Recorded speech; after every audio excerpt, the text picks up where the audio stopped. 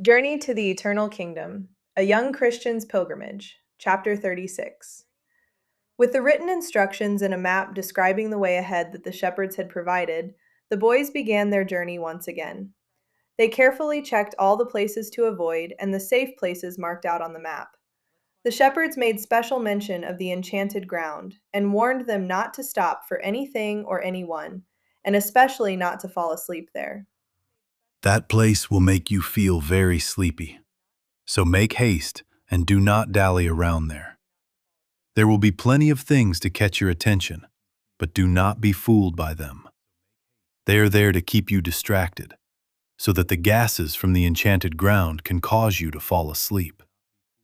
If that happens, then the wicked prince's servants will carry you away, and we know not what became of those pilgrims who were taken away. One of the shepherds also warned them about a person named Flatterer, whom they advised the boys were sure to meet. He will try to lead you out of the way of the king. It is best if you do not even listen to him. Do not, under any circumstances, try to reason with him. He will trip you up and have you unsure of what you believe by the time he is done with you. You see, he is one of those false prophets who once believed and now thinks he is sent by God, but he is really working for the enemy. Another one of the angels was quick to interject. The boys were on high alert, mindful of all the shepherds had warned them about. The sun was shining brightly, but clouds drifted everywhere, giving the atmosphere a warm yet comfortable feeling. Soon, they were descending from the safety of the mountains onto the straight and narrow path leading to the eternal kingdom. They were happy to know that the end of their journey was now in sight, for they had seen the eternal kingdom through the looking glass/VR goggles. As the boys reached the foot of the hill and rounded the corner of a little crooked lane, a young man, slightly younger than they were, came running down the crooked lane, which joined part of the straight and narrow path.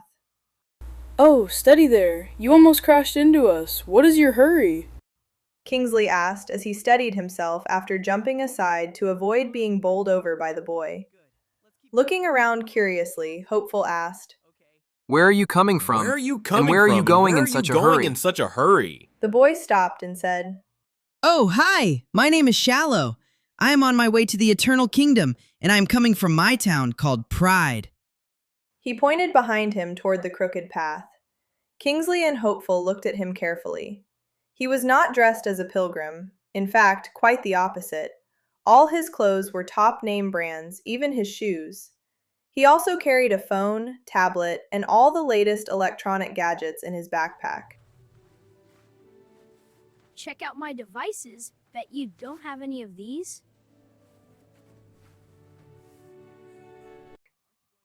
Aren't you going in the wrong direction? Also, where is your card that shows you are a pilgrim and grants you entrance into the Eternal Kingdom's gate? Oh, I don't have one of those, but I do have a lot of these. He pulled out wads of Hey guys, look what I got! Wads of money and jewelry! What is money that and even supposed precious to do? stones. What is that supposed to do? Kingsley asked, completely confused. Are you planning to bribe your way into the eternal kingdom? Hopeful asked in a shocked, hushed tone. A good man leaves an inheritance to his children's children. Proverbs 13:22. Hopeful, unable to stop the small feeling of pride that entered his heart because he knew that scripture verse. Everyone has a price. My dad taught me that. And I am too young to think about kids and grandkids. Besides, I don't think that will matter. I am a servant of the king. I always do what he asks me to do. I have been hearing that he wishes people to leave their lands and travel to his city, so I am going, just as you two destitute boys are, judging from your clothes. Replied Shallow with a smirk on his face. Then he looked them up and down with disdain. I am sure my money and wisdom will be of great service to the good king. For all their travels, the boys had never encountered someone as vain. Not even the people in vainglory were this vain. They never met someone who thought so highly of himself and was not ashamed to say it out loud. The boys said nothing. They just began walking on. They were not going to engage with someone who clearly wanted to argue and thought far too much of himself. However, Shallow fell into step beside them, and Kingsley and Hopeful looked at each other with raised eyebrows. Hadn't he been going in the wrong direction just a few minutes ago? So, you were saying you do not have a card that will grant you entrance into the Eternal Kingdom? That is correct. And you need not be so smug about the fact that you have a card and I do not. I am a pilgrim just like you two. Since you lived closer to the Wicket Gate, it was easier for you two. Enter there, but we have our pleasant pastures and green meadows, which save us all the trouble you encountered. Since I do not have a burden on my back, my pilgrimage is shorter and much more pleasant. I shall gain entrance into the gate. Do not worry about me. You follow what you believe, and I will follow mine. Hopeful then chimed in. So how come you were going in the wrong direction when you literally ran into us? Oh, I met this... Shallow blushed. Then he suddenly stopped in front of a tree laden with delicious fruit and picked some. The boys did the same, but then Shallow sat down beneath the tree to eat. The boys turned and continued their journey. Should we wait for him? No, I would rather not keep his company.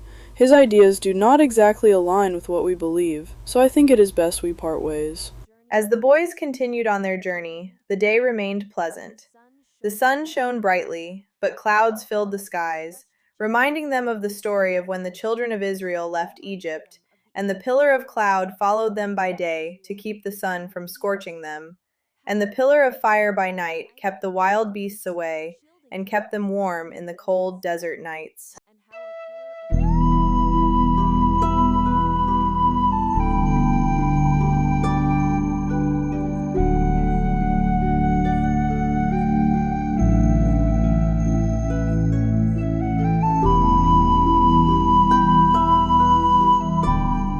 We fled into moonlit silence, following one steady leader into the unknown.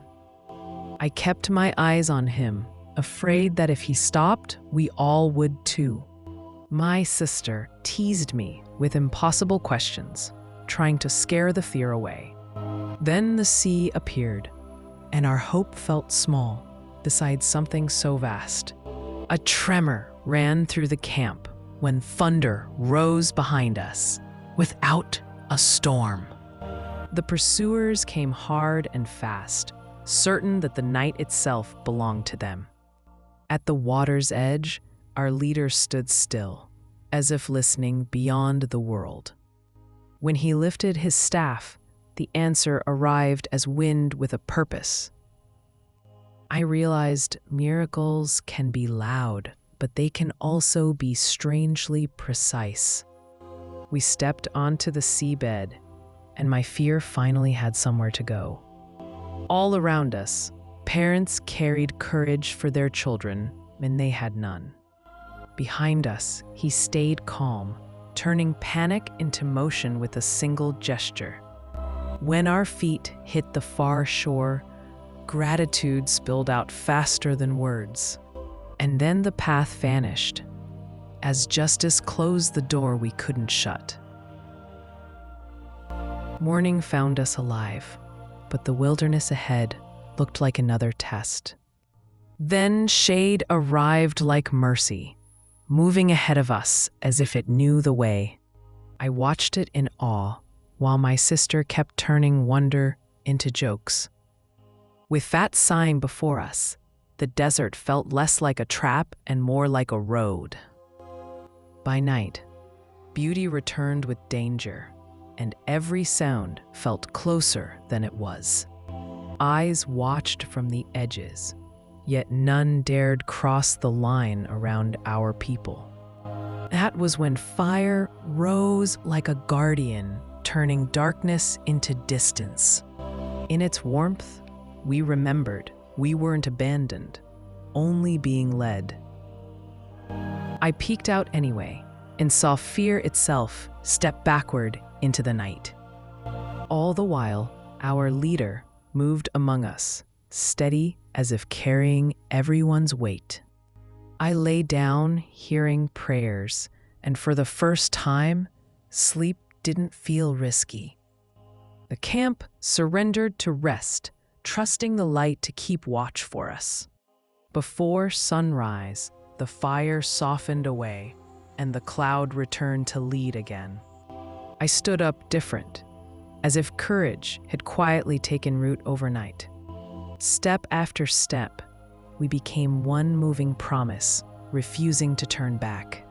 My sister skipped ahead, and her small joy made the long road feel lighter. The land stayed harsh, yet the guidance ahead kept softening our hearts. I carried the sea in my memory, and it kept my hope from drying out. And still the cloud went on, teaching us that home is reached by following.